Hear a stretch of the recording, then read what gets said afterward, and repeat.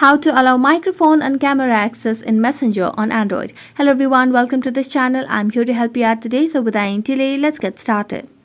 So first of all, launch the settings application on your device, and as you launch the settings application, all you need to do is simply scroll down to find the option of apps over here. So let's tap on apps and simply select on the option of manage apps. As you tap on manage apps, simply tap on the search bar and search for the Messenger application over here. So let's search for the Messenger application. It might take few seconds to get the app popped up over here on the screen. So let's wait. You can simply see for the application over here. Let's search for the application, and after a few seconds the app will definitely pop up. So let's tap on it, and as you tap on the application, tap on the app permissions, and as you tap on app permissions, here you'll be landed on new page where you can see the options for microphone over here.